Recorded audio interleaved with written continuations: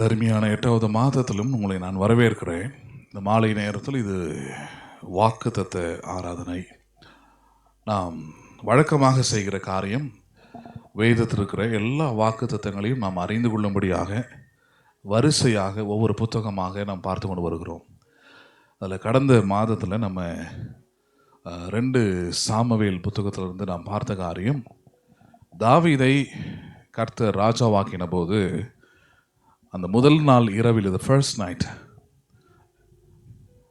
அந்த முதல் நாள் இரவு அவன் தேவனுக்கென்று சில காரியங்களை உள்ளத்தில் விரும்புகிறான். முக்கியமாக தேவனுடைய ஆலயத்தை கட்ட வேண்டும் என்று விரும்புகிறான். அது பிறகு நார்த்தான் தீர்க்கதரிசி மூலமாக ஆண்டவர் அவனோடு கூட பேசுகிறார். நீ கட்ட மாட்ட, உன்னுடைய மகன் வந்து அதை செய்வான் அப்படின்னு சொல்கிறாரு. சொல்லும்போது கூடவே ஒரு வாக்குறுதியை கொடுக்குறாரு. என்ன வாக்குறுதி? ரொம்ப முக்கியமானது. I will build a house for you, நான் உனக்கென்று ஒரு வீட்டை கட்டுவேன் அப்படின்றார். ஆனால் அது சொல்லும்போது தாவீதோடைய நிலை என்னன்னு பார்த்தீங்கன்னா, அவன் ஒரு நல்ல வீட்டில் இருக்கிறான்றதான் அவனே சொன்னது. ஒரு ராஜா அவனுக்கு ஒரு நல்ல வீட்டை கட்டி கொடுத்துருக்குறான். ஒரு நல்ல வீட்டில் இருந்துக்கிட்டு தான் எதை யோசிக்கிறான்னா, கர்த்தருடைய ஆலயம் இப்படி மோசமாக இருக்குது, அதை நான் கவனிக்கணும் அப்படின்னு யோசிக்கும் போது தான் ஆண்டவர் வந்து அவனுக்கு சொல்கிறார், நான் உனக்கு ஒரு வீட்டை கட்டுவேன் அப்படின்னா அவனுக்கு 2வது வீடை கட்டுறாரா? கிடையாது. What about the theme? அங்கே என்ன சொல்ல வர்றாரு? I am going to build your family. எதை கட்டப்போகிறேன்? நான் குடும்பத்தை கட்டப்போகிறேன். ரொம்ப முக்கியமானது அது. அது அவ்வளோ எளிதானதல்ல, ஈஸியானதல்ல. நீங்கள் 2 சாமுவேல் புத்தகத்திலேருந்து தாவீதோடைய வாழ்க்கையை கொஞ்சம் படித்து பாருங்கள். நானே படிக்கும்போது எப்படிடா இவனுக்கெல்லாம் கல்யாணம்லாம் நடக்குது, இவன் வாழ்க்கை எப்படி கட்டப்பட்டது, இவனுக்கு எப்படி ஒரு குடும்பம்னு உண்டானது, இவனுக்கு எப்படி ஒரு சந்ததின்னு உண்டானது. மத்திய எழுதின சுவிசேஷம் 1வது அதிகாரத்தில் அந்த ஜீனியாலஜி எழுதும் போது அங்கே எப்படி அடையாளப்படுத்தப்படுகிறார்? அவர் ஆபிரகாமின் குமாரனாகிய தாவீதின் குமாரனான இயேசு கிறிஸ்துன்றாங்க. தாவீதோடைய வாழ்க்கையில் அவன் வம்சத்தில் வந்து இயேசு பிறக்கிற அளவுக்கு இவனுக்கு முதல்ல ஒரு குடும்பம் இருக்கணும். இவன் எப்படிப்பட்ட ஒரு குடும்ப வாழ்க்கை வாழ்ந்தான்னு கொஞ்சம் போய் படித்து பார்த்தீங்கன்னா ரொம்ப கொடூரமாக இருக்கும். முதல்ல ஒரு பெண்ணை விரும்பி திருமணம் செய்கிறான், சவுளுடைய மகளை. அவளுக்கு குழந்தைய பிறக்கலை, அவள் செஞ்ச ஒரு காரியத்தினால. சரி, அவள் ஒதுக்கப்படுறான். அதுக்கப்புறம் இவனும் ஒரு விரும்புகிறான். விரும்பினதை ஏடாகூடமாக விரும்பிடுறான். எப்படி? திருமணமான ஒரு பெண்ணை கணவனை கொலை பண்ணி அதுக்கப்புறம் அந்த பெண்ணை இவன் எடுத்துக்கொள்கிறான். அவளுக்கு பேர் பத்சேபால். அந்த பத்சேபாலுக்கு குழந்தை பிறக்குது. அந்த முதல் குழந்தை இறந்து போகிறத நம்ம படிக்கிறோம். அவ்வளோதான், இந்த லைஃப்பும் காலின்னு நினைக்கும் போது அதே அதிகாரத்தில் 8வது அதிகாரத்தில் மறுபடியும் என்ன பேசுகிறாரு? உன் மேலே கிருபை வைக்கிறேன், நீ செய்த பாவத்தை மன்னிக்கிறேன். பத்சேபால் இடத்துல இன்னொரு குழந்தை பிறகுது. அவனுக்கு பேர் தான் சாலமன். இவன் மூலமாக உன்னுடைய சந்ததி என்ன பண்ணும்? விளங்கும்டார். அடுத்தது அதுக்கப்புறம் சில குழந்தைங்கள்லாம் பிறக்கிறாங்க. சரி, அதுக்கப்புறமா லைஃப் ஸ்டைலில் கொஞ்சம் கரெக்ட் ஆகிட்டானா அப்படின்னு பார்த்தா மறுபடியும் இல்லை. மறுபடியும் 1008 பிரச்சனை. வயசான காலத்தில் அவனை எல்லாரும் விட்டு விலகிடுறாங்க. பத்சேபால் உட்பட எல்லாரும் விட்டு விலகிறாங்க. ரொம்ப ஒரு சின்ன ஒரு பெண்ணை கொண்டு வந்து அவனுக்கு கல்யாணம் பண்ணி வைக்கிறாங்க. அவனை உதவி செய்யும்படியாக, அவன் கூட இருக்கும்படியா. இதெல்லாமே வேதத்தில் எழுதி வச்சுருக்குது. இது எல்லாத்தையும் பார்க்கும்போது இவனுக்கு போய் இப்படி ஒரு வாக்குத்தத்தம் கொடுத்துருக்கிறார். நான் உனக்கு ஒரு வீட்டை கட்டுவேன் அப்படின்னு கொடுக்குறாரு. இவன் குடும்பத்தை கட்டுறது எவ்வளோ கஷ்டமான வேலை அப்படின்னு பார்க்கும்போது அதில் ஒன்று மட்டும்தான் தெளிவாக தெரியுது. என்ன காரியம் அது? தாவீது ரொம்ப நல்லவன், தாவீது ஜெபம் பண்ணான், தாவீது வந்து உண்மையாக இருந்தான், தாவீது ஆண்டவருடைய இருதயத்துக்கு ஏற்றவன். இந்த பாயிண்ட்ஸ் எல்லாமே 2வது தான். ஃபஸ்ட்டு பாயிண்ட் எது தெரியுமா?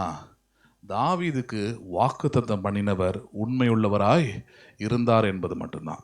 இதுதான் நம்ம கவனிக்கணும். அவன் சரியாக இருந்தான், அவன் ரொம்ப பர்ஃபெக்டாக இருந்தான், அதனால் கடவுள் அவனுக்கு ஒரு குடும்பத்தை கொடுத்தாரு, கட்டினார். அப்படி இல்லை. அவன் இம்பர்ஃபெக்டாக பல விஷயம் அவன் வாழ்க்கையில் இருக்குது. நிறைய இம்பர்ஃபெக்ஷன் இருக்குது தாவீதுடைய வாழ்க்கையில். பல மனைவிகளை திருமணம் பண்ணான். ஆண்டவர் அவனுக்கு கொடுத்த வாக்குத்தத்தமே, நான் உனக்கு வீட்டை கட்டுவேன்னு சொன்ன பிறகு கூட கொஞ்சம் கண்ட்ரோலாக இல்லாமல் இப்படிப்பட்டவன் ஒருத்தனுக்கு கடவுள் வந்து சொல்கிறார், நான் உனக்கு வீட்டை கட்டுவேன்றாரு. எப்படி முடியும்? இவன் இந்த மாதிரி ஒரு ஆளாக இருக்கிறானேன்னு பார்க்கும்போது தான் அதில் ஒரே ஒரு விஷயம் மட்டும்தான் வெளிப்படுது. என்னது அது? சொன்னவர், தெரிந்து கொண்டவர், அழைத்தவர் உண்மையுள்ளவராய் இருக்கிறார். இன்றைக்கி நம்ம நம்ப வேண்டியதை தான். இப்போ நம்ம மேலே கூட 1000 இம்பர்ஃபெக்ஷன் இருக்கலாம், குறைகள் இருக்கலாம், நம்மக்கிட்ட ஏன் பாவங்கள் கூட இருக்கலாம். இதில் நம்ம விசுவாசிக்க வேண்டியது என்ன தெரியுமா? என்னை அழைத்தவர், எனக்கு வாக்குத்தத்தம் பண்ணினவர், அவர் உண்மையுள்ளவராய் இருக்கிறார். அதன் அடிப்படையில் தான் எனக்கு எல்லாம் நடக்கும். அண்டர்ஸ்டாண்ட் பண்ணுறீங்களா இல்லையா? நான் நல்லவனாக இருக்கிறத வச்சு எனக்கு கொடுக்குறதில்ல. அவர் நல்லவராய் இருக்கிறதுனால தான் எனக்கு நடக்க போதே தவிர, நான் என்னதான் நல்லவனாக இருக்க போராடினாலும் நல்லவனாக இருக்க விரும்பினாலும் எனக்குள்ளே அவரை கம்பேர் பண்ணும்போது பல குறைகள் என்ன இடத்துல இருக்க தான் செய்யும். எல்லா மனுஷனும் அப்படி தான், டாப் டு பாட்டம் அப்படி தான். அதனால தான் ரோமரில் ரொம்ப அழகாக பவுல் எழுதுகிறாரு, பாவம் செய்யாத மனிதனே இல்லை என்றார். தேவனுடைய பார்வையில் நல்ல மனிதன் ஒருவனும் இல்லை, எல்லாமே அக்கிரமக்காரராக இருக்கிறார்ன்றார். எப்படி நியாயத்திருக்கிறார் பாருங்க. அப்படின்னா இதில் இன்னொரு பாயிண்ட்டை சொல்ல விரும்புகிறேன். அப்படின்னா நீங்கள் அக்கிரமம் செஞ்சிடலாமா, பாவத்தை செஞ்சுக்கிட்டே இருக்கலாமா? அது இருக்கக்கூடாதுன்றதுக்காக தான் இந்த ஃபஸ்ட்டு பாயிண்ட் ரொம்ப முக்கியமானது. என்னது, எனக்குள்ளே எவ்வளோ பிரச்சனை இருந்தாலும் ஒரு நல்லவர் அவர் சொன்னதில் எப்படி இருக்கிறார், அவர் உண்மையுள்ளவராய் இருக்கிறார். அதான் பாயிண்ட்டு. இது பார்க்கும் போதே ஆட்டோமேட்டிக்காக நம்ம மைண்டு மாறிடும். அவர் உண்மையுள்ளவராய் இருப்பது போல நானும் எப்படி இருப்பேன், உண்மையுள்ளவனாய் இருப்பேன். பேதுரு அப்படி தான் போதிக்கிறார், உங்களை அழைத்தவர் பரிசுத்தராய் இருக்கிறது போல நீங்களும் எல்லாவற்றிலும் எப்படி இருக்க நீங்கள். அப்போ முதல்ல நம்ம கவனிக்க வேண்டியது, பார்க்க வேண்டியது யாரை, ஆண்டவரை தான். அப்போ எப்படி பார்க்கணும், என்னை அழைத்தவர் அவர் உண்மையுள்ளவராய் இருக்கிறார். சரி, இந்த வாக்குத்தத்தத்தை பற்றி ஒரு 5 காரியங்களை எப்பவுமே நான் சொல்லி ஆரம்பிக்கிறது வழக்கம் இல்லையா? வாக்குத்தத்தத்தை நம்ம எப்படி புரிந்து கொள்ளணுன்றதுக்காக முதல் காரியம், வாக்குத்தத்தத்தை பற்றி அல்லது வாக்குத்தத்தத்தை கொடுத்ததை பற்றி வேதம் என்ன சொல்லுது. வாக்குத்தத்தம்னா நமக்கு நல்லாவே தெரியும், வாக்குறுதி அல்லது நம்ம லாங்குவேஜில் சொன்னால் ப்ராமிஸ், சத்தியம் அப்படின்னு சொல்லுவோம் இல்லையா, சத்தியமாக சொல்கிறேன் அப்படின்னு சொல்லுவோம் இல்லையா, அதுதான் வாக்குத்தத்தம். அதை பற்றி நம்ம பார்க்குற இந்த வாக்குத்தத்தம் எப்படிப்படுது, ஒரு மனுஷனுடைய வாக்குத்தத்தங்கள் இல்லை. ஏன்னா மனுஷர்கள் நிறைய பேசி வச்சுருக்கிறாங்க வேதத்தில், அதெல்லாம் வாக்குத்தத்தமாக பார்க்கறதே இல்லை. தேவன் என்ன சொன்னார் அதுதான் என்னவாக இருக்கிறது, வாக்குத்தத்தமாய் இருக்கிறது. அப்போ வாக்குத்தத்தத்தை பற்றி முதல்ல வேதம் நமக்கு கற்றுத்தருகிற காரியம் என்ன, எபிரேயர் 10:23 எப்படியாக சொல்லப்படுகிறது, வாக்குத்தத்தம் பண்ணினவர் அவர் உண்மையுள்ளவராய் இருக்கிறார். அப்போ தேவனுடைய வாக்குத்தத்தத்தை குறித்து நம்ம முதல்ல நம்முடைய மனதில் வைக்க வேண்டிய காரியம் என்ன, வாக்குத்தத்தம் பண்ணினவர் உண்மையுள்ளவராய் இருக்கிறார். he is faithful, he is ready to do in his faithfulness. அவருடைய உண்மையிலிருந்து தான் எனக்கு செய்ய போகிறார். அதனால் எனக்கு சொன்னவர் சும்மா சொல்லிடல. உலகத்தில் நிறைய பேர் பார்ப்போம், வாக்குறுதிகளை தருவாங்க, கொடுத்துட்டு நமக்கு என்ன சொல்லுவாங்க, அந்த டைமில் சொன்னேன், இப்போ என்னால் செய்ய முடியல அப்படின்னு அந்த உண்மையை என்ன பண்ணிடுதாங்க, மாறிடுது. அப்போ வாக்குத்தத்தத்தை பற்றி முதல்ல நம்ம மைண்டில் வைக்க வேண்டியது என்ன, அவர் உண்மையுள்ளவராய் இருக்கிறார் என்பது. ரெண்டாவது காரியம் என்ன, ரெண்டாவது காரியம் ரோமருக்கு நிருபம் 4:21 வசனத்தில் ஆபிரகாம் பற்றி அங்கே பவுல் பேசும்போது ஒரு காரியம் சொல்கிறார். என்ன சொல்கிறாரு, தேவன் வாக்குத்தத்தத்தை நிறைவேற்ற வல்லவராய் இருக்கிறார். எப்படிப்பட்டவராய் இருக்கிறார் அவர், இது ரெண்டாவது பாயிண்ட். என்னது, இப்போ மனுஷங்களை எடுத்துங்களேன், வாக்குறுதிகளை கொடுப்பாங்க, நல்ல மனுஷங்களாக இருப்பாங்க, உண்மையாகவே நிறைவேற்றணுன்ற எண்ணம் கூட அவங்களுக்கு இருக்கும், ஆனால் நிறைவேற்ற முடியாது. ஏன், அவங்ககிட்ட என்ன இல்லை, அதை செய்வதற்கான ஆற்றல், பலன் அல்லது அந்த சூழ்நிலை எதுவுமே அவங்களுக்கு இல்லை. அதுதான் வல்லமைன்னு சொல்கிறோம், பவர். அப்போ தேவன் பற்றி எப்படி நம்ம கவனிக்க வேண்டியது என்ன, என்கிட்ட வல்லம் இருக்குதா, என்கிட்ட பவர் இருக்குதா, என்கிட்ட பணம் இருக்குதா, என்கிட்ட ஆற்றல் இருக்குதா, என்கிட்ட பலன் இருக்குதா, அதெல்லாம் ரெண்டாவது. முதல் விஷயம் என்ன, எனக்கு ஒரு வாக்குத்தத்தத்தை தேவன் கொடுத்துருக்கிறாரு, அதை நான் நம்புறேன்னா அதை அவர் அவருடைய வல்லமையிலிருந்தே நிறைவேற்றுகிறார். அதை என்ன பண்ணுகிறார், அவர் அவருடைய வல்லமையிலிருந்து நிறைவேற்றுகிறார். ஸோ அப்போ வாக்குத்தத்தத்தை நீங்கள் எப்படி பார்க்கணும், உங்கள் பலத்தில் பார்க்கக்கூடாது, உங்கள் வயசை வச்சு பார்க்கக்கூடாது. எப்படி பார்க்கணும், அதை அவருடைய பலத்தை கொண்டு தேவன் எவ்வளோ வல்லமை உள்ளவராய் இருக்கிறார். அப்படி பார்த்தீங்கன்னா தான் 90 வயசில் உங்களுக்கு குழந்தை பிறக்கும். ஹலோ, புரியுதா உங்களுக்கு? சாரால் அப்படியே சொல்கிறாள் ஐயா, சரீரம் செத்த தகவல் என்று என்ன தக, எப்படி என்றுகிறாள் அவள், சரீரம் செத்தவள் என்று என்ன தகுறான். சரீரமே செத்து போச்சு, எந்த பலனும் இல்லை, ஆற்றலும் இல்லை, ஆனால் விசுவாசிக்கிறா. யாரை, தேவனை விசுவாசிக்கிற. எபிரேயர் 12 சொல்றார், சாரால் விசுவாசத்தினாலே சரீரத்தில் பலன் கொண்டாள் இருக்குது. எப்படி பலன் கொள்றா, தேவன் சொன்னதை நிறைவேற்ற அவர் எப்படி இருக்கிறார், அவர் வல்லமை உள்ளவராய் இருக்கிறார். அப்போ வாக்குத்தத்தத்தை எப்படி பார்க்கணும், ஃபர்ஸ்ட் பெர்ஸ்பெக்டிவ் உண்மை உள்ளவராய் இருக்கிறார், ரெண்டாவது அவர் வல்லமை உள்ளவராய் இருக்கிறார். என்கிட்ட வல்லம் இருக்குதோ இல்லையோ அதெல்லாம் பிரச்சனை கிடையாது. ஒரு வார்த்தையை சொல்றாருன்னா அந்த வார்த்தையை நிறைவேற்ற அவர் வல்லமை உள்ளவராய் இருக்கிறார் இல்லையா. மூன்றாவது காரியம் என்னது, பல காலகட்டங்களில் கொடுக்கப்பட்ட வாக்குத்தத்தங்கள். நீங்கள் ஆதியாகமத்திலிருந்து வெளிப்படுத்தின விசேஷம் வரைக்கும் படிச்சிங்கன்னா பல காலகட்டங்களில் கொடுக்கப்பட்ட வாக்குத்தத்தங்கள் எல்லாம் எப்படி நிகழ்காலத்தில் அல்லது இனி வருகிற காலத்தில் அல்லது எனக்கு அல்லது உங்களுக்கு அது கிடைக்கும்ன்றது தான் பாயிண்டாங்க. பல காலகட்டங்களில் ஆபிரகாமு கொடுத்தாரு, ஈசா கொடுத்தாரு, யாக்கோபு கொடுத்தாரு. அவனுக்கு தானே கொடுத்தாரு. அது எப்படி எனக்கு உண்டாகும், அது எப்படி எனக்கானதாக மாறும், இந்த கேள்வி தான் நிறைய பேருக்கு எழும்புது.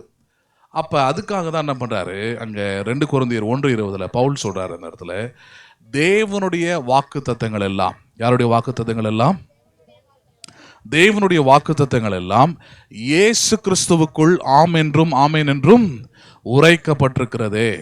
ஹலோ, தேவனுடைய வாக்கு தத்தங்களா? நீங்கள் படிக்கிற வாக்கு தத்தங்கள் அது யாருக்கு வேணால் கொடுத்துருக்கலாம். யாரு கொடுத்துருந்தாலும், யாரு கொடுத்தது அதை தேவன் தான் கொடுத்தார். யார் கொடுத்தார்? அதை தேவன் தான் கொடுத்தார். அப்போ தேவன் கொடுத்த வாக்கு தத்தங்கள் எல்லாம் இயேசு கிறிஸ்துவை நம்புகிற எனக்கு உங்களுக்கு ஆம் என்றும் ஆமேன் என்றும் கொடுக்கப்பட்டிருக்கிறது. நம்புறீங்களா நீங்கள்? அதை இயேசு கிறிஸ்துவுக்குள் எல்லா வாக்கு தத்தங்களும் யாருடையவைகள்? அது யாருடையவைகள்?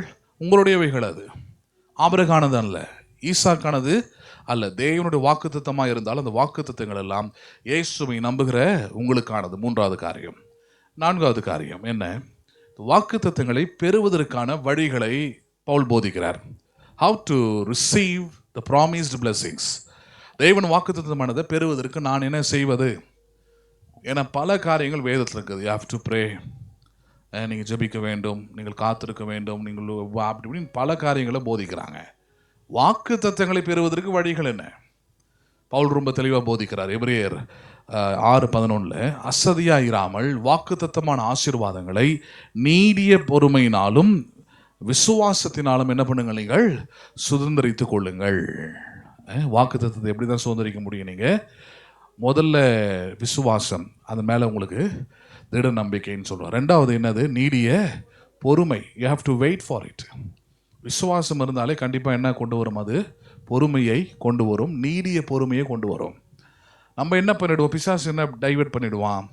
இவ்வளோ நாளாக வாக்கு தத்துவத்தை விசுவாசிச்ச, கேட்ட, எதுவும் நடக்கலை, உடனே டேக் டைவர்ஷன், வேறு காரியத்தை என்ன பண்ணு, ஆமாம் வேறு காரியத்தின் மூலமாக அந்த வாக்கு தத்துவத்தை பெறுவதற்கு வழிகளை பாருன்னு நம்மளை டேர்ன் பண்ணி விடுறான். அதனால தான் சொல்கிறாரு, வாக்கு தத்தமான விசுவாசங்களை நீடிய பொறுமையினாலும் விசுவாசத்தினாலும் பெற்றுக்கொள்ள முடியும்ன்றார். சரி, கடைசி 5வது காரியம் என்ன? வாக்கு தத்துவத்தை பற்றி 5வதாக நாம் நினைவு கொள்ள வேண்டியது என்ன? எரேமியா 29:11 சொல்கிறாரு, நம்ம கொடுக்கப்பட்டிருக்கிற வாக்கு தத்தங்கள் எல்லாம் தேவனுடைய சித்தமாக இருக்கிறதாம். என்னவாக இருக்கிறது அது? ஏன்னா நிறைய நேரத்தில் நமக்குள்ள ஸ்பிரிச்சுவல் லைஃப்பில் நம்ம வளரும் போது பல காரியங்களை கேள்வி கேட்போம். ஆண்டவரை இது உமக்கு சித்தமா, ஆண்டவரை எப்படி செய்யணுமா அப்படின்னு கேட்போம். ஆனால் கேட்கறதுக்கு முன்னாடியே ஒரு அறிவு நமக்கு உண்டாயிருக்க வேண்டும். எதை கேட்கணுமோ அதை கேட்கலாம், வழிகளை காண்பீங்கன்னு கேட்கலாம், கற்றுத்தானுங்கன்னு கேட்கலாம். ஆனால் எழுதி வச்சிருக்கிறத, சொல்லி வச்சிருக்கிறது கூட மறுபடியும் என்ன பண்ணக்கூடாது? எனக்கானதா அப்படின்னு சந்தேகம் படக்கூடாது. அதுக்காக தான் என்ன சொல்கிறோம், அது எல்லாம் உங்களை குறித்த தேவனுடைய சித்தமாக இருக்கிறது. யாரை குறித்த சித்தம்? அது ஒரு வாக்குத்தத்தத்தை படிக்கிறீங்கன்னா அவங்க மைண்டில் வர வேண்டியது என்ன? இது நான் இப்படி இருக்கணும்னு தான் கடவுள் விரும்புகிறார். நான் இப்படி இருக்க வேண்டும் என்று தேவன் விரும்புகிறார். தேவனுடைய சித்தம் இது. இப்போ வாளாக்காமல் தலையாக்க இருக்கிறேன் அப்படின்னு சொல்கிறாருன்னா, அப்போ நான் வாளாயிராமல் தலையாக இருப்பதை தான் கடவுள் விரும்புகிறார். அதுக்கு ஜெபம் பண்ண வேண்டியதில்லை. ஆண்டவரே நான் வாளாக இருக்கலாமா அல்லது தலையாக இருக்கலாமான்னா கடைசி வரைக்கும் வாளாக தான் இருக்கணும். அண்டர்ஸ்டாண்ட் பண்ணுறீங்களா? அப்போ அந்த ஞானம் உண்டாயிடணும். நான் நன்றாக இருப்பதை தான் தேவன் விரும்புகிறார். நன்றாக இருப்பதுக்கு தான் வாக்குத்தத்தம் கொடுக்குறாரு. வாக்குத்தத்தங்கள் எல்லாம் இது அவருடைய பிளான்ஸாக இருக்குது, அவருடைய திட்டமாக இருக்கிறது. என்னை குறித்த தேவனுடைய திட்டங்கள் சித்தமாய் இருக்கிறது. சரி, இந்த 5 காரியத்தை தான் வாக்குத்தத்தம்னு வரும்போது நீங்கள் மனதில் வைக்க வேண்டும். சரி, இப்போ நம்ம சப்ஜெக்ட் கூட போகலாம். இந்த மாதத்துக்குரியது. இந்த மாதத்தில் நம்ம பார்க்க போகிற தலைப்பு என்ன? God's faithfulness is fulfilling the covenant with David. தாவீதோடு பண்ணின உடன்படிக்கையில் தேவன் உண்மையுள்ளவராய் இருந்தார் என்பதுதான் நம்ம இன்னைக்கு வேதத்தில் இருந்து படிக்க போகிறோம். God's faithfulness in fulfilling the covenant with David. தாவீதோடு பண்ணின உடன்படிக்கையில் தேவன் உண்மையுள்ளவராய் இருந்தார். சரி, எடுத்துக்கொள்ளலாம். 1 ராஜாக்கள் 8வது அதிகாரம் 54 முதல் 60வது வசனம் வரைக்கும் எடுத்தவங்க யாராவது ஒருத்தர் படிங்க. 1 ராஜாக்கள் 8வது அதிகாரம் 54 முதல் 60வது வசனம் வரைக்கும். 1 Kings chapter 8 verse 54 to 60. 1 ராஜாக்கள் 8வது அதிகாரம் 54 முதல் 60வது வசனம் வரைக்கும்.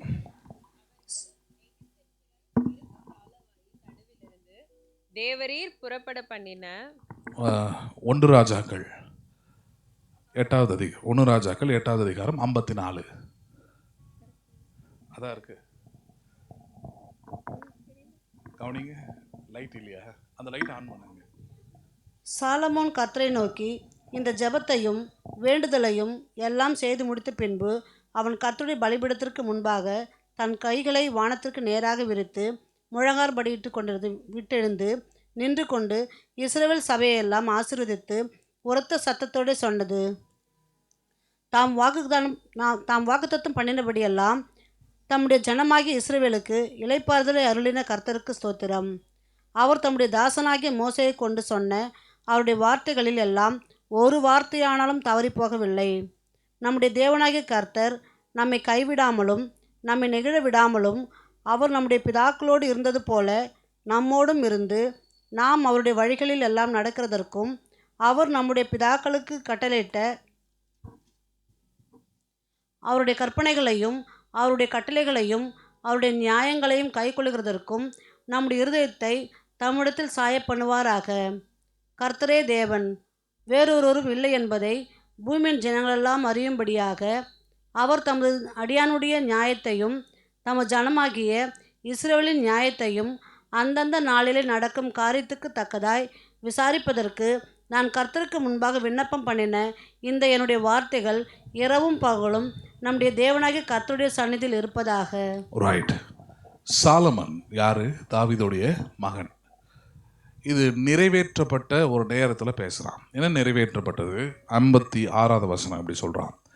56வது வசனம்: தாம் வாக்குத்தத்தம் பண்ணினபடியெல்லாம் தம்முடைய ஜனமாகிய இஸ்ரவேலுக்கு இளைப்பாறுதலை அருளின கர்த்தருக்கு ஸ்தோத்திரம். எவ்வளோ பேர் வார்த்தை பாருங்க. தாம் வாக்குத்தத்தம் பண்ணினபடியெல்லாம் அப்படின்னு சொல்ல வர்றாரு அவரு. தேவன் ஒரு வாக்குறுதியை கொடுத்தா அதை நிச்சயமாக என்ன பண்ணுகிறார்? அவர் நிறைவேற்றுகிறார். என்ன பண்ணுகிறார் அவர்? சரி, அதில் ஒரு ஒரு ஒரு காரியத்தை சொல்கிறார். ஜென்ரலாக பேசலை. கர்த்தர் தம்முடைய வாக்குத்தத்தத்தை நிறைவேற்றினான்னு சொன்னால் ஓகே, வெறும் அவருடைய தன்மையை பேசுது. ஆனால் அதில் ஒரு பாயிண்ட்டை ஆட் பண்ணுறான். ஒரு காரியத்தை யாருக்கு நிறைவேற்றினார் அவர்? இஸ்ரவேலுக்கு. யாருக்கு அவர்? இஸ்ரவேல் யார்? நல்ல ப்ளஸ் பாயிண்ட் எல்லாம் விட்டுருவோம். ப்ளஸ் பாயிண்ட்லாம் ரொம்ப அற்புதமாக இருக்கும். இஸ்ரவேலே உனக்கு ஒப்பானவன் யார்? அதெல்லாம் கேட்கறதுக்கு நல்லாயிருக்கும். இன்னொரு சைடு ஆஃப் இஸ்ரவேல் இருக்குது. அதான் ரொம்ப முக்கியமானது. ஏன்னா அதுதான் நம்மளை நிறைய நேரத்தில் பின்னாடி தள்ளுது. நமக்கு நடக்குமா நடக்காதா, நன்மையை பெற்றுக்கொள்வோமா பெற மாட்டோமா, வாழ்க்கை மாறுமா மாறாதா, உயர்வோமா உயர்வ மாட்டோமா, இந்த காரியங்கள் சரி இப்படிலாம் நமக்கு மைனஸ் அல்லது நெகட்டிவாக நமக்குள்ளே கொண்டு வரது எதுனா இந்த நெகட்டிவ் சைடு தான். சரி, இஸ்ரவேல் ஒரு பக்கம் பயங்கரமான நல்ல ஆள் தான். இன்னொரு பக்கம் யார்? இஸ்ரவேலை போல் ஒரு மோசமான ஆள் யாரும் கிடையாது. மோசேவை ஆண்டவர் தெரிந்து கொள்ளும் போது எஸ்கேப் ஆகிறதுலே தான் கவனமாக இருந்தார். ஆண்டவரே வேணாம், ஏன்பா வேணாம், ஐயோ அவனு மோசமான ஆளுங்க. சரி, யோசுவாவை தெரிந்து கொண்டார். நீயாவது வாப்பா, ஐயோயோ வேணாம், அவனுங்க மோசமான ஆளுங்க, கல்லெடுத்து அடிப்பானுங்க, அதனால் நாங்கள் எஸ்கேப் ஆகிறோம். சரி, அதுக்கப்புறம் அவனுங்கிட்ட பார்த்தா கொஞ்சம் நஞ்சம் இல்லை, நீங்கள் யாத்திராகமத்திலிருந்து படிக்கலாம். they have so much of problems in their life. இஸ்ரவேல் கடவுளுக்கு பலவிதமான பிரச்சனைகளை அவன் கொண்டு வந்து கொண்டே இருந்தான். ஓசியாவில் ஒரு கட்டத்தில் ஓசியான்ற புத்தகம் இருக்கு இல்லையா, அந்த ஓசியாவை எடுத்து படித்து பார்த்தீங்கன்னா இஸ்ரவேலை பற்றி ஒரு பெரிய ஒரு காரியம் இருக்கும். என்ன? நான் இஸ்ரவேலை எப்படி அடைத்தேன், இஸ்ரவேலை எப்படி பார்க்குறேன், ஆனால் இஸ்ரவேல் எப்படி நடந்து கொள்றதுன்னு இருக்கு. ஓசியான ஒரு தீர்க்கதரிசியை அழைச்சி அவனுக்கு லைஃப்பில் கற்றுக் கொடுக்குறாரு. ப்ராக்டிக்கலாக, தியரட்டிக்கலாக இல்லை. இப்போ உங்களுக்கு நான் சொல்கிறேன் இல்லையா, இப்படி சொல்லாமல் ப்ராக்டிக்கலாக அவனுக்கு புரியணும். அதுலேருந்து அவன் கடவுளுடைய இருதயத்தை புரிஞ்சு அதை ஆண்டவருக்கு அவன் எடுத்து சொல்லணுன்றதுக்காக அதை செய்கிறான். அவன் என்ன பண்ணார்?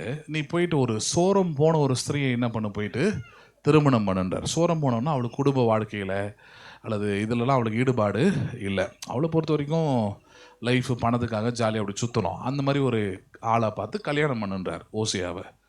போகிறாரு, போயிட்டு கல்யாணம் செய்கிறாரு, கல்யாணம் பண்ணுறாரு. சரி, பண்ணுறாரு. பண்ணிட்டுன்னா ஆண்டவரே அப்படின்றார். ஒன்றும் இல்லை, வாழ்க்கை வாழ. ஓசியாவும் அவளும் சேர்ந்து வாழறாங்க. அந்த பெண்ணும் 2 பேரும் சேர்ந்து வாழ்ந்து 2 குழந்தைங்களை பெற்று எடுக்கிறாங்க. 2 குழந்தை பிறந்த உடனே மறுபடியும் அந்த ஸ்திரீ என்ன பண்ணுறா? அந்த குழந்தைங்களை விட்டுறா. ஓசியா தீர்க்கதரிசியை விட்டுட்டு சோரம் போனாலும் இருக்குது. மறுபடியும் என்ன பண்ணிட்டா? ஆமாம், குடும்ப வாழ்க்கைலாம் வேணாம், அதெல்லாம் செட் ஆகுது, ஜாலியாக இருக்கணும்னு கிளம்பி போயிட்டாலாம். போயிட்ட உடனே எப்படி இருக்கும் பாருங்கள் ஓசியாவுக்கு, யோ நான் எவ்வளோ பெரிய ஆள், நான் ஒரு தீர்க்கதரிசி, நான் நினச்சிருந்தேன் நான் நல்ல பொண்ணாக பார்த்து கல்யாணம் பண்ணியிருக்கலாம், என்னை இப்படி ஒரு கல்யாணம் பண்ண சொன்னதே ஆண்டவர் தான், பண்ண வச்சதும் இல்லாமல் இப்படி ஒரு காரியம் எனக்கு நடக்குது, என்ன கதை அப்படின்னு கேட்கும் போது ஆண்டவர் அவனுக்கு பதில் சொல்கிறாரு, இஸ்ரவேல் இப்படி தான் இருக்குதுன்றார். இஸ்ரவேல் இப்படி தான் இருக்குது. சரி, இப்போ என் வாழ்க்கை என்ன சொல்கிறார், அந்த ஸ்திரீயை மறுபடியும் சேர்த்து கொள்கிறார். அந்த ஸ்திரீயை என்ன பண்ணு, இது அடுத்த கட்ட அதிர்ச்சி, வந்தால் கல்யாணம் பண்ணால் குழந்தை கொடுத்தோம் வேணான்னு போயிட்டா, திருப்பி அவளே போய் என்ன பண்ண சொல்கிறாரு, கல்யாணம் பண்ண சொல்கிறார். எப்படி பேசுவானுங்க ஊரில், அதெல்லாம் பற்றி கவலைப்படல, கடவுள் சொல்லிட்டார் போய் கல்யாணம் பண்ணிடுறான், மறுபடியும் சேர்த்து கொள்கிறான். சேர்த்து கொண்ட உடனே சரி இதில் என்ன சொல்ல வரையன்னு கேட்கும் போது தான் அங்கேருந்து பேச ஆரம்பிக்கிறார். என் ஜனங்கள் அறிவில்லாமையினாலே சங்காரமாகிறாருன்னு ஆரம்பித்து ஓசியா 11 ஹைலைட்டாக ஒரு விஷயத்தை கொண்டு வந்து நிறுத்துறாரு. இஸ்ரவேலை நான் உன்னை எப்படி கைவிடுவேன், எப்பிராயமே நான் உன்னை எப்படி விலகுவேன்றார். ஏன் இப்படி மோசமான ஆள் தானே, மோசமான இஸ்ரவேல் தானே, இவ்வளோ போய் எப்படி கைவிடுவேன்? ஓசியாவை பாரு, ஓசியாவுடைய மனைவியை ஒரு மோசமான ஆளாக இருந்ததை என்ன பண்ணுறான், அவன் ஏற்றுக்கொள்கிறான். சரி, அப்படியாவது வந்து திருந்தினானான்னு பார்த்தா மாறல, திருப்பியும் தப்பு செய்கிறான், மறுபடியும் அவளை ஏற்றுக்கொள்கிறான். கடவுளுடைய மனப்பான்மை அதுதான் அப்படின்றார். என்னுடைய எண்ணம் என்ன, அவன் அழிஞ்சு போட்டோம், தப்பு செஞ்சுட்டான், சாவடிச்சிடணும் அப்படி யோசிக்கிறதில்ல. அவன் தவறு செஞ்சாலும் அவன்கிட்ட குறை இருந்தாலும் மறுபடியும் அவனை நான் ஏற்றுக்கொள்கிறேன். ஏன் அப்படின்னா அவனை எப்படி கைவிடுவது என்பதே தெரியவில்லை என்றார். அன்புடைய ஆழம்னு சொல்கிறோம் இல்லையா, அந்த depth of the love, depth of the லவ்வில் அது ஒரு ஹைட்டு. என்னது, எப்படி கைவிடுறதுன்னு தெரியாமல் இருக்கிறது. நிறைய நேரம் நம்ம அதை மாதிரி மாட்டின்னு முழிப்போம் சில உறவுகளில். எப்படி விட்டு விலகிறது, எப்படி வேண்டான்னு சொல்கிறது, எப்படி அவன் நிறைய தெரியும் மைனஸ், ஆனால் விட்டு விலக முடியவில்லை. ஆண்டவரும் அதே எண்ணத்தில் தான் சொல்கிறாரு, இஸ்ரவேலே நான் உன்னை எப்படி கைவிடுவேன், எப்படி கைவிடுறதுன்னு தெரியல எனக்குன்றார். எப்படிப்பட்ட ஒரு ஆண்டவர் பாருங்கள், அவர் எப்படிப்பட்ட மனம், எப்படிப்பட்ட ஒரு அன்பான கடவுள்கிட்ட நீங்கள் இருக்கிறீங்கன்னு பாருங்கள். அப்போ அப்படிப்பட்ட ஒரு அன்பான ஆண்டவர் தான் இந்த இஸ்ரவேலை அனைத்து வாக்குத்தத்தங்களை கொடுத்து சாலமன் சொல்கிறார், இந்த இஸ்ரவேலுக்கு கர்த்தர் தாம் சொன்ன வாக்குத்தத்தங்களை எல்லாவற்றையும் என்ன பண்ணினார், அவர் நிறைவேற்றினார் என்றார். இவ்வளோ மோசமான இஸ்ரவேல் தான். அப்போ அவங்களுக்கே செய்யும் போது உங்களுக்கு எனக்கு செய்யாமல் இருப்பாரா? கண்டிப்பாக நீங்கள் விசுவாசிக்கிற வாக்குத்தத்தை கர்த்தர் உங்களுக்கு என்ன பண்ணுவார், அவர் நிறைவேற்றுவார். நம்புறீங்களா நீங்கள்? அதை நிச்சயம் நிறைவேற்றுவார். அந்த நம்பிக்கையை தான் உள்ளே கொள்ள வேண்டும். சாலமன் தான் சொல்கிறான், எங்கள் அப்பா கிட்ட 1000 குறை இருந்தது, இஸ்ரவேல்னா அவரையும் சேர்த்து தான். இந்த நாளில் எல்லா ஆலயெல்லாம் கட்டி முடித்து பிரதிஷ்டெல்லாம் பண்ணி முடிச்சிட்ட பிறகு சொல்கிறான், இது வந்து திடீர்னு நடந்த ஒரு விஷயம் இல்லை ஒரு பணத்தால் நடந்த விஷயமும் இல்லை, என் தகப்பனுக்கு என் கர்த்தர் சொன்ன வாக்கு தத்துவத்தை அவர் என்ன பண்ணினார், இன்றைக்கு நிறைவேற்றினார். அதுதான் அவனுடைய பதில் பாருங்கள். 56 தாம் வாக்கு தத்தம் பண்ணினபடியெல்லாம் தம்முடைய ஜனமாகிய இஸ்ரவேலுக்கு இளைப்பாறுதலை அருளின கர்த்தருக்கு ஸ்தோத்திரம். அவர் தம்முடைய தாசனாகிய மோசையை கொண்டு சொன்ன அவருடைய நல்வார்த்தைகள் எல்லாம், என்ன வார்த்தைகள் எல்லாம், சபையில் அந்த மாதிரியான ஒரு வெளிப்பாடு வரணும்.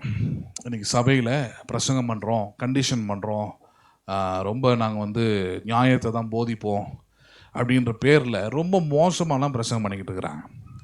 இவங்க எப்படி நடத்தினாங்கன்னா, வேதம்னாலே 66 புத்தகத்தில் இருக்கிற எல்லா வசனத்தையும் எடுத்து எப்படி ஒன்றா என்ன பண்ணலாம், அதை சொல்லி வியாக்கியானம் பண்ணி ஜனங்களை நம்ப வைக்கலான்றாங்க. கிடையாது. அது பல காரியங்கள் இருக்குது. நமக்கு ஞானத்தை உண்டாக்க, அறிவை உண்டாக்க, உணர்வை உண்டாக்க. பேசுகிறது புரியுதுங்களா? பல விஷயங்களை நீங்கள் 2 பேருக்குள்ளே தான் பேச முடியும். வேதத்தில் இருக்கிற சில விஷயங்களை நீங்கள் வெறும் குடும்பத்தார்கிட்ட மட்டும்தான் அதை நீங்கள் பேச முடியும். சில விஷயங்களை வேதத்தில் இருக்கிற சில விஷயங்களை முதிர்ந்த வயதுள்ளவங்ககிட்ட தான் என்ன பண்ண முடியும், உங்களால் பேச முடியும். அது மாதிரி வசனங்கள்லாம் இருக்குது. அப்போ 66 புத்தகம் இருக்கிற வசனத்தில் நான் ஜென்ரலாக அடிப்பேன், அது சரிப்பட்டு வராது. அந்த மாதிரி வார்த்தைகளை நம்பாதீங்க. அதனால தான் இந்த வார்த்தைகள் ரொம்ப முக்கியமானது. சாலமன் ரொம்ப ஞானி ஒரு வார்த்தையை பயன்படுத்துகிறாரு. என்னப்பா வார்த்தையை பயன்படுத்துகிறார் அவர்? தேவன் என் தாசனாகி, அவர் தம்முடைய தாசனாகி மோசையை கொண்டு சொன்ன அவருடைய நல்வார்த்தைகளில் எல்லாம், என்ன வார்த்தைகள் எல்லாம்? ஆமாம், நல்ல நல்ல வார்த்தைகளில் எல்லாம் ஒரு வார்த்தையாகிலும் என்னாகவில்லை, அது தவறி போகவில்லை. ஹலோ, எப்படிப்பட்ட வார்த்தை பாருங்கள். நல்வார்த்தைகள் ஒன்று கூட என்ன பண்ணவில்லை, தான் நல்வார்த்தைகள் எல்லாவற்றையும் நிறைவேற்றுகிறார் அப்படின்னா அப்படியே ஆப்போசிட்டாக போட்டுக்கலாம். சாபத்தை பற்றி அவர் சொன்ன வார்த்தைகள் உபாகமம் 28 எடுத்துக்கிட்டிங்கன்னா ஃபஸ்ட்டு 11 வசனம் வந்து தான் பார்த்தீங்கன்னா உங்களுக்கு ஆசீர்வாதமான வசனங்கள். அதுக்கப்புறம் படித்து பார்த்தீங்கன்னா ஃபுல்லாக சாபமாக இருக்கும். அதுக்கப்புறம் 20-30 வசனம் படித்து பார்த்தீங்கன்னா படிக்கவே முடியாது சிலதெல்லாம். ஏன்டா அப்படிலாம் போய் எழுதி வச்சிருக்கிறாருன்னு பார்ப்போம். ஏன்னா அந்த உலகத்தில் அப்படிப்பட்ட சாபம் இருக்குதுன்றாரு. அப்போ அது எழுதி வச்சிருக்கிறார். இப்போ வந்து அதை விட நல்லதை விட இந்த சாபம் எப்படி இருக்குதாங்க, அதிகமாக எழுதப்பட்டிருக்கிறது. அதனால் சாபத்தை நம்ப முடியுமா? சாபத்தை விசுவாசிக்க முடியுமா? என்ன ஆனாலும் சரி, கர்த்தர் வந்து உன்னை தலையாக இருக்கிற உன்னை யாராக மாற்றுவார்? வாளாக தான் மாற்றுவார்னா அதை நம்பக்கூடாது. இல்லை இல்லை இல்லை, நல்வார்த்தைகள் ஒன்றிலும் என்ன பண்ணுவதில்லை. ஆமாம், சாபத்தை கூட விட்டுறாரு, அகற்றுகிறார், மன்னிச்சுறாரு, கிருபையை தராரு. மனம் திரும்பிட்டிங்கன்னா அவர் இடத்துல கிருபைகள் உண்டு, தயவு உண்டு. நம்புறீங்களா நீங்கள் அதை? ஆமாம், உங்களை பழி வாங்கணுன்றது ஆண்டுடைய விருப்பம் இல்லை, உங்களை அழிக்கணுன்றது ஆண்டுடைய சித்தமும் அல்ல. நீங்கள் அந்த புத்தியெல்லாம் மாற்றிக்கணும். அதெல்லாம் ஒரு விதமான மத புத்தி, ரிலீஜியஸ் மைண்டு மாற்றிடணும். மதத்தில் தான் வந்து பார்த்திங்கன்னா அழிக்கிறது, பழி வாங்கிறது, பாத்தியா என்னை எதிர்த்து பேசினா என்ன ஆச்சு, இதெல்லாம் மதத்தில். ஆனால் நீங்கள் கிறிஸ்துவோடு கூட உறவில் இருந்தால் காட்டி கொடுக்கிறவனை கூட எப்படி எண்ண வேண்டும்? நீங்கள் சிநேகிதனே எப்படி எண்ண வேண்டும்? அப்போ மைண்ட் செட். அதனால தான் சொல்கிறார், கிறிஸ்துவின் அடிச்சுவடுகளிலே நடந்து வருங்கள். எதில் நடந்து வாங்க நீங்கள்? ஆமாம், walk in the footprint of Jesus Christ, not in the footprint of pastors. எல்லா பாஸ்டர்ஸும் ஞானி கிடையாது, அறிவாளி கிடையாது. அதனால் அவங்க சொல்லிட்டாங்க கண்டிப்பாக கர்த்தர் பழி வாங்குவார், அழிப்பார்னா அவன் பாருங்கள், மனம் திரும்பணும்னு இருக்கிறவங்க கூட என்ன பண்ண மாட்டான்? மனம் திரும்ப மாட்டான். அப்போ கண்டிப்பாக ஆண்டவர் சொல்லிட்டாரு செஞ்சிருவார்னு நினைப்பான். இல்லை, ஆண்டவர் எல்லாத்தையும் செய்கிறதில்ல. கண்டிப்பாக ஆனால் ஒன்று செய்வார். என்னது? தேவன் தாம் சொன்ன நல்வார்த்தைகள் ஒன்றாகிலும் என்ன ஆகுவதில்லை, தவறியே போவதில்லை. அதை நம்புங்க நீங்கள். அவர் நல்ல நல்லதாக சொல்லி வச்சிருக்கிற வாக்கு தத்தங்கள், ஆசீர்வாதமான வார்த்தைகள், இதுதான் நான் நம்புவேன். ஏன்னா அவைகள் ஒன்றும் தவறி போவதே இல்லை. அப்போ தவறாத வார்த்தையின் மேலே உங்கள் நம்பிக்கை வைங்க. வாந்தி பண்ணி போடுவார், அதன் மேலே என்ன பண்ணாதீங்க நம்பிக்கையை. ஆமாம், வைக்காதீங்க. கையை உடைத்து போடுவார், வைக்காதீங்க. அதெல்லாம் ஏதோ ஒரு கோவத்தில், ஏதோ ஒரு ஆதங்கத்தில், ஏதோ மனம் திரும்பணும்னு நினச்சிக்கிட்டு பேசுகிற விஷயங்கள், ஒரு உணர்த்துதலை கொண்டு வரதுக்கான விஷயங்கள். அதை பிடிச்சிக்கிட்டு தொங்கக்கூடாது. அதை பிடிச்சிக்கிட்டு தொங்குனீங்கன்னா அதுதான் நடக்கும். அவங்களுக்குள்ள விசுவாசம் இருக்காது, பயம் மட்டும்தான் இருக்கும். பயங்கர விசுவாசியாக இருப்பாங்க, ஆவியிலெல்லாம் நிறைவாங்க. ஆனால் காலையில் எழுந்ததுலேருந்து நைட்டு தூங்குற வரைக்கும் அவங்களுக்குள்ள இது தான் இருக்கும், பயம் பயம் பயம். எப்படி பயம் ஒரு விசுவாசிக்குள்ளே வருது? ஏன்னா அவங்களுக்குள்ள என்ன இல்லை, இப்படிப்பட்ட அறிவு இல்லை. தேவன் நல்லவர், அவர் அன்புள்ளவர், அவர் நல்வார்த்தைகளில் ஒன்றும் என்னாவதில்லை, தவறி போவதே இல்லை. அப்போ நான் காலையிலிருந்து நைட் வரைக்கும் எதை நம்பணும்? அவருடைய நல்வார்த்தைகளை தான் நம்பணும். இஸ்ரவேலை காக்கிறவர் உறங்குவதும் இல்லை, தூங்குவதும் இல்லை, அதுதான் நான் நம்பணும். இல்லை கொஞ்ச நேரம் கை விட்டுருவார், கொஞ்ச நேரம் நெகிழ விட்டுருவார், பஸ்ஸில் கிஸில் கை காலை உடச்சி விட்டுருவார். அப்படி நம்பினீங்கன்னா கண்டிப்பாக நடக்கும். அது ஆண்டவர் செய்கிறதில்ல. உங்கள் நம்பிக்கை வீண் போகாது, உங்கள் நம்பிக்கை ஒருபோதும் ஆகாது, உங்கள் நம்பிக்கை தானே அது. நீங்கள் எதை நம்பணும்? இஸ்ரவேலை காக்கிறவர் உறங்குவதும் இல்லை, தூங்குவதும் இல்லை, என் பக்கத்தில் அவர் நிழலாகவே இருக்கிறவர். அப்படி நம்பினீங்கன்னா அந்த நல்வார்த்தைகள் ஒருபோதும் தவறி போவதே இல்லை. அப்படி தான் சாலமன் இஸ்ரவேல் ஜனங்களுக்கு பப்ளிக்காக சொல்கிறாரு. நீங்கள் கூடி வந்திருக்கிற இந்த இடம், இந்த ஆண்டவர், இவர் எப்படிப்பட்டவர்? அவர் சொன்ன ஒரு வார்த்தை கூட என்ன ஆவதில்லை, தவறி போவதே இல்லை. உங்ககிட்ட நிறைய பிரச்சனை இருக்குது, ஆனால் இதில் நீங்கள் அறிந்து கொள்ள வேண்டியது என்ன? தாவீதுக்கு சொன்ன கட்டளைகள் எல்லாவற்றையும் நிறைவேற்ற அவர் உண்மையுள்ளவராய் இருக்கிறார். அப்போ இந்த மாதத்திலிருந்து நீங்கள் விசுவாசிக்க வேண்டியது தான். வாழ்நாள் முழுக்க உங்கள் பிள்ளைகளின் பிள்ளைகளுக்கெல்லாம் சொல்லிக் கொடுக்க வேண்டியது தான். உனக்குள்ள குறைகள் இருந்தாலும், உனக்குள்ள பிரச்சனை இருந்தாலும், உன்னை அழைத்தவர், உன்னை நேசிக்கிறவர், உன்னை அன்பு கூறுகிறவர், அவர் சொன்ன ஒரு வார்த்தையும் என்ன ஆவதில்லை, தவறி போவதே இல்லை. நல்லதை மட்டுமே உனக்கு என்ன பண்ணுவார்? அவர் செய்வார். நம்புறீங்களா நீங்கள் அதை?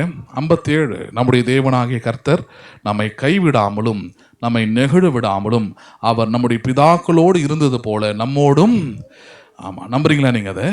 நம்முடைய தேவனாகிய கர்த்தர் நம்ம என்ன பண்ணுவதில்லை, அவர் விடாமலும், விட்டு விலகிறதே இல்லை, கைவிடுவதே இல்லை, நெகிழ விடுவதே இல்லை, நெகிழ விடுவதே இல்லை, நெகிழ விடாமலும் அவர் நம்முடைய பிதாக்களுக்கு இருந்தது போல என்ன பண்ணுகிறாராம், அவர் நம்மோடும் இருப்பார். நம்புறீங்களா நீங்கள் அதை?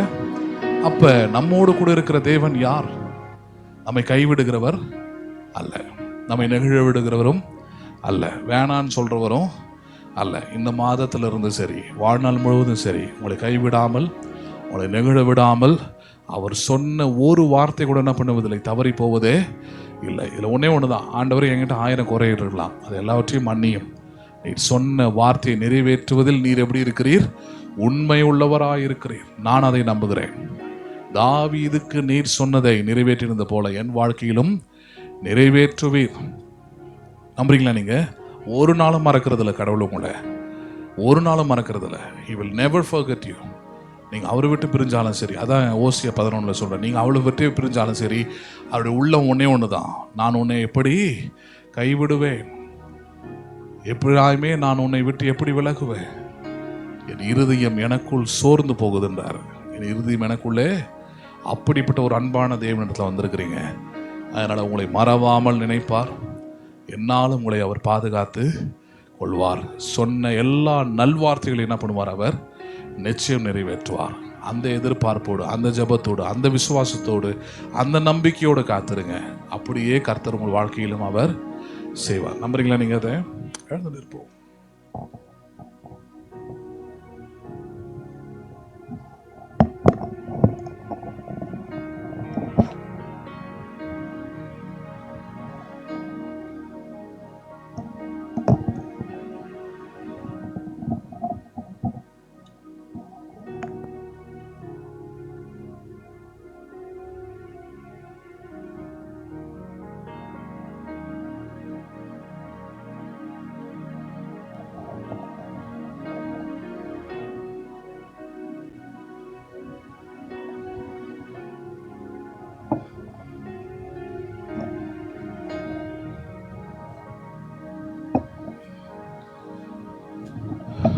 Praise the Lord.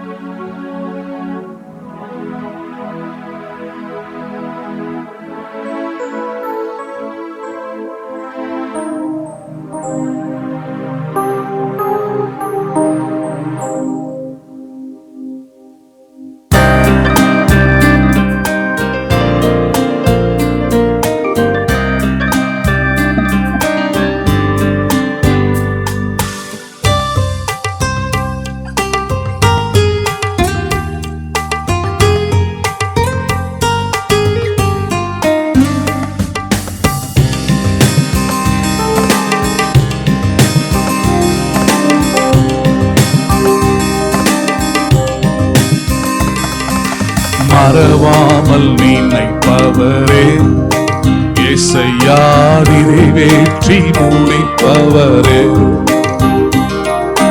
மறவாமல் நினைப்பவரே, இயேசையா நிறைவேற்றி முடிப்பவரே. நீ நம்ப பண்ணின உந்தன் வாக்குகளை நினைத்து நிறைவேற்றுவே. நீர் நம்ப பண்ணின உந்தன் வாக்குகள்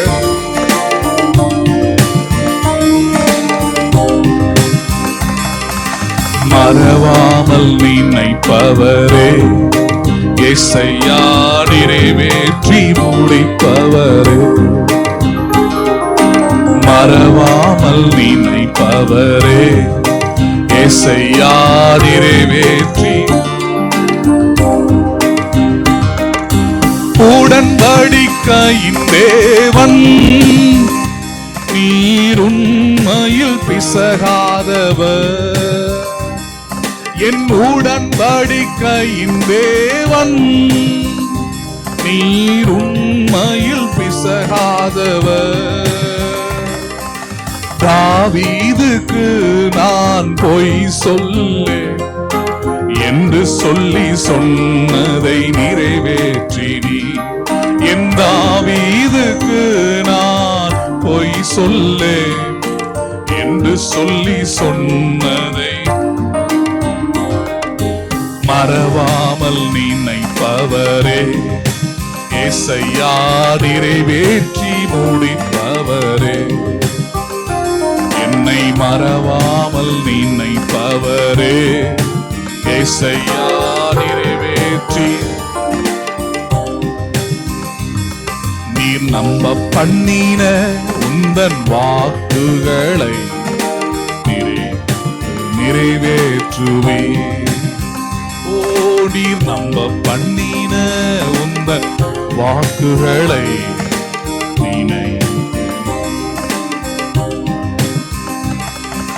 சொன்னதை செய்து முடிப்பீர், நீர் முடித்து தீர்க்கும் மட்டும் கைவிட மாட்டீர். சொன்னதை செய்து முடிப்பீர், நீர் முடித்து தீர்க்கும் மட்டும் கைவிட மாட்டீர். என் கையை கொண்டு நீர் தொடங்கினதல், என் கையை கொண்டே நிறைவேற்றுவீர். என் கையை கொண்டு நீர் தொடங்கினதல், என் கையை கொண்டே நிறைவே. மறவாமல் நினைப்பவரே, ஏசையா நிறைவேற்றி முடிப்பவரே. ஓ, மறவாமல் நினைப்பவரே, ஏசையா நிறைவேற்றி நீர் நம்ப பண்ணின உம் வாக்குகளை நினைத்து நிறைவேற்றுவே. நீர் நம்ப பண்ணின உந்தன் வாக்குகளை நினைத்து நிறைவேற்றி நீர் மறவாமல் நினைப்பவரே, ஏசையா நிறைவேற்றி முடிப்பவரே, என்னை மறவாமல் நினைப்பவரே, ஏசையா நிறைவேற்றி என்னை மறவாமல் நினைப்பவரே, ஏசையா நிறைவேற்றி முடிப்பவரே, என்னை மறவாமல் நினைப்பவரே, ஏசையா நிறைவேற்றி முடிப்பவரே. ஸ்தோத்திரிக்கிறோம் ஆண்டவரே, நாங்களும் ஸ்தோத்திரிக்கிறோம் ஸ்தோத்திரிக்கிறோம் ஸ்தோத்திரிக்கிறோம். கிருபைகளுக்காக நன்றி செலுத்துகிறோம் ஆண்டவரே, வாக்குத்தத்தங்களுக்காக நன்றி செலுத்துகிறோம். நீர் வாக்குத்தத்தம் பண்ணினதை நிறைவேற்ற உண்மையுள்ளவராக இருப்பதற்காக நன்றி செலுத்துகிறோம் ஆண்டவரே. தேவரீர் சொன்னதை செய்யும் அளவும் நீர் எங்களை விட்டு விலகுவதும் இல்லை, எங்களை கைவிடுவதும் இல்லை. எங்களை மறவாமல் நினைத்திருக்கிற நல்ல நேசர், நல்ல ஆண்டவர் நீர் ஆண்டவரே. இந்த நாளிலும் கூடி வந்திருக்கிற, இதை பார்க்கிற, கேட்கிற, உம்மை நம்புகிற ஒவ்வொரு பிள்ளைகளுக்கும் நீர் நம்பத்தக்கவராக இருக்கிறபடியால் ஸ்தோத்திரம். நீர் நம்பிக்கையின் தேவனாக இருப்பதற்காக ஸ்தோத்திரம். நீர் நம்ப பண்ணினவைகளை நிறைவேற்ற வல்லவராக இருப்பதற்காக ஸ்தோத்திரம். உள்ளங்கள் நம்பிக்கை அடையட்டும், உள்ளங்கள் விசுவாசம் அடையட்டும், உள்ளங்கள் விரும்பட்டும், உள்ளங்கள் தேவரீர் உம்மீது நம்பிக்கையை வைக்கட்டும். வார்த்தைகளின் மீது, வசனங்களின் மீது, வாக்குத்தத்தத்தின் மீது நம்பிக்கை வைத்து வாழ்க்கையின் சூழ்நிலைகளை, நிலைகளை மாற்றிக்கொள்ள தேவனை நீர் உதவி செய்வீராக. நீ நம்ப பண்ணின வார்த்தைகள் ஒவ்வொன்றும் வீணாக போவதே இல்லை. நல்வார்த்தைகள் எல்லாவற்றையும் நிறைவேற்ற நீ நல்லவராயிருக்கிறீர். தாவீதுக்கு சொன்னதை நிறைவேற்றினவர், இந்த நாளிலும் நீர் எங்களுக்காக சொன்ன, நாங்கள் விரும்புகிற, நாங்கள் நம்புகிற எல்லா வாக்குத்தத்தங்களையும் நிறைவேற்ற நீர் உண்மையுள்ளவராக இருப்பதற்காக நான் உம்மை ஸ்தோத்திரிக்கிறோம். கூடி வந்த ஒவ்வொரு பிள்ளைகளையும் ஆசீர்வதிப்பீராக. நன்மைகள் உண்டாகட்டும், உடைய கிருபைகள் உண்டாகட்டும். பிள்ளைகள் உள்ளத்தில் எதிர்பார்த்து காத்திருக்கிற உதவிகள், நன்மைகள், ஆசீர்வாதங்கள், காரியங்கள் எல்லாம் வாய்க்கும்படியாக நான் ஜெபிக்கிறோம் ஆண்டவரே. தேவனுடைய சமாதானம் உள்ளங்களை ஆட்கொள்ளட்டும், நம்பிக்கையிலே வளரட்டும், விசுவாசத்திலே வல்லவர்களாக நிற்க நீர் உதவி செய்வீராக. பரிசுத்த ஆவியானவர் நீர் ஒவ்வொரு பிள்ளைகளையும் தாங்கி வழி நடத்தும்படியாக ஜெபிக்கிறோம். இயேசுவின் நாமத்தில் ஜெபிக்கிறோம் ஜீவனுள்ள நல்ல பிதாவே, ஆமென். என் ஆத்துமாவே கர்த்தரை ஸ்தோத்திரி, என் முழுமே பரிசுத்த நாமத்தை ஸ்தோத்திரி. என் ஆத்துமாவே கர்த்தரை ஸ்தோத்திரி, கர்த்தர் செய்த சகல உபகாரங்களை மறவாதே. ஆமென். ஆசீர்வாதம் நம்முடைய கர்த்தராகிய இயேசு கிறிஸ்துவின் கிருபையும் பிதாவாகிய தேவனுடைய அன்பும் பரிசுத்த ஆவியானவருடைய ஐக்கியமும் இன்றைக்கும் என்றைக்கும் சதா காலமும் நம் அனைவரோடும் கூட இருப்பதாக. ஆமென். ஆமென். God bless you all. மீண்டும் உங்களை நான் நாளை காலை 8:30 மணி ஆராதனையில் சந்திக்கிறேன். கர்த்தர் உங்களை ஆசீர்வதிப்பாராக. God bless you.